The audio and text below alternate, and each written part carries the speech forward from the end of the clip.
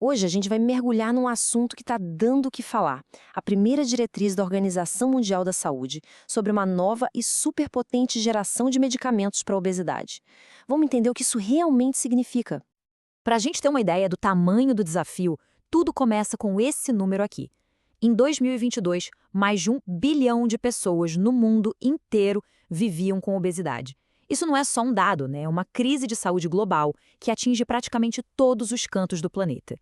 E aqui, a OMS bota um ponto final numa discussão antiga. Essa citação do relatório muda o jogo.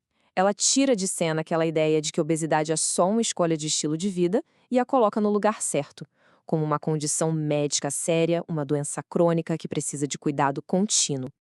Então, o documento que a gente está analisando hoje é este aqui, a diretriz oficial da OMS. É um marco, viu? Sinaliza uma baita mudança na forma como o sistema de saúde global é aconselhado a lidar com a obesidade. Para começar, vamos colocar as coisas em perspectiva, entendendo a obesidade como uma doença que afeta o mundo todo.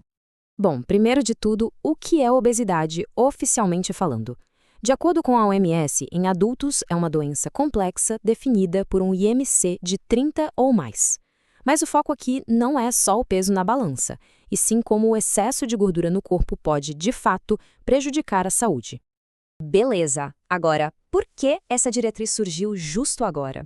O motivo é simples: o surgimento de um tratamento totalmente novo e muito poderoso. É que até pouco tempo atrás, as opções de remédio para a obesidade, vamos ser sinceros, eram bem limitadas e nem sempre eficazes a longo prazo. Só que, como o próprio relatório da OMS destaca, os avanços recentes simplesmente viraram o jogo, abrindo uma era completamente nova no tratamento. O centro dessa revolução toda é uma classe de medicamentos conhecida como terapia GLP-1. Mas o que eles fazem na prática? Basicamente, eles imitam um hormônio que o nosso próprio corpo já produz. Isso ajuda a controlar o apetite lá no cérebro, faz o estômago esvaziar mais devagar, o que dá aquela sensação de saciedade por mais tempo e ainda ajuda a regular o metabolismo. É um ataque em várias frentes. A diretriz da OMS olhou com uma lupa especificamente para 3 medicamentos dessa classe: a liraglutida, a semaglutida e a tirzepatida. Talvez esses nomes técnicos não soem tão familiares, mas os nomes comerciais deles, esses com certeza estão na boca do povo ultimamente. Certo, agora chegamos na parte principal. O que a Organização Mundial da Saúde realmente recomenda sobre esses remédios? Essa é a pergunta de US$ 1 milhão, não é mesmo? Com todo esse barulho na mídia, qual é a posição oficial da maior autoridade de saúde do mundo? E aqui está a resposta. A OMS faz uma recomendação condicional. E essa palavra condicional é a chave de tudo. É como se fosse um sim, mas, com ressalvas importantes. Ou seja, eles são vistos como uma opção de tratamento a longo prazo e não uma solução mágica e rápida. E essas condições são cruciais. A recomendação vale para adultos com obesidade e o tratamento tem que ser de longo prazo. Só que a OMS também alerta. A certeza das evidências científicas ainda é só moderada. Não se sabe muito bem o que acontece depois que a pessoa para de tomar o remédio, e talvez seja preciso escolher quem vai receber o tratamento primeiro. Isso nos leva a outra pergunta fundamental. Será que é só pegar a receita, tomar o remédio e tá tudo resolvido? A OMS diz que não. A OMS é bem clara: esses medicamentos precisam fazer parte de um plano muito maior. A recomendação é que a chamada terapia comportamental intensiva, ou TCI, seja oferecida junto com a medicação. A mensagem é que o remédio funciona muito melhor quando combinado com o apoio profissional. E o que é essa tal de TCI? Bom, não é aquele conselho vago de como é melhor.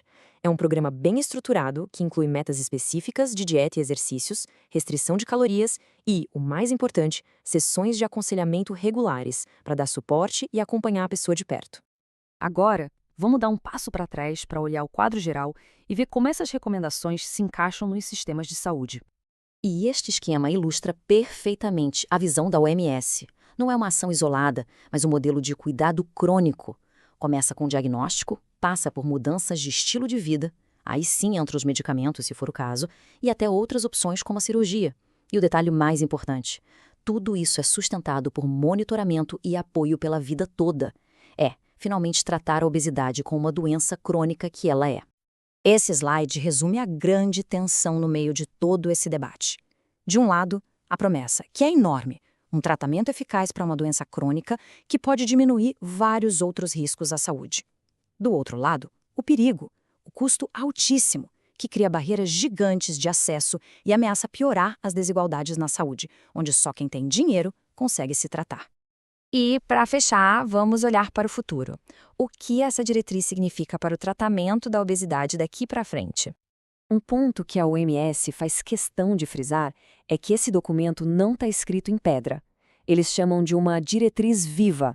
Isso quer dizer que a ciência nessa área está se movendo numa velocidade incrível e o guia vai ser atualizado o tempo todo conforme a gente for aprendendo mais com novas pesquisas. E olha, ainda tem muita coisa que a gente não sabe. A OMS aponta várias dúvidas importantes. Precisamos de mais dados sobre segurança e eficácia depois de muito tempo de uso. Entender se o custo realmente compensa em diferentes países e criar estratégias melhores para quando for preciso parar o tratamento. E, talvez o mais importante de tudo, descobrir como garantir que todo mundo que precisa tem acesso. E isso tudo nos deixa com a pergunta mais desafiadora de todas, uma que a própria diretriz joga no ar.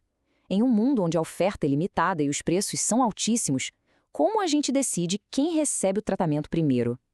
É um dilema ético profundo que governos, médicos e a sociedade inteira vão ter que enfrentar nos próximos anos. E assim a gente fecha esta análise da nova e importante diretriz da OMS sobre obesidade. Obrigado pela companhia.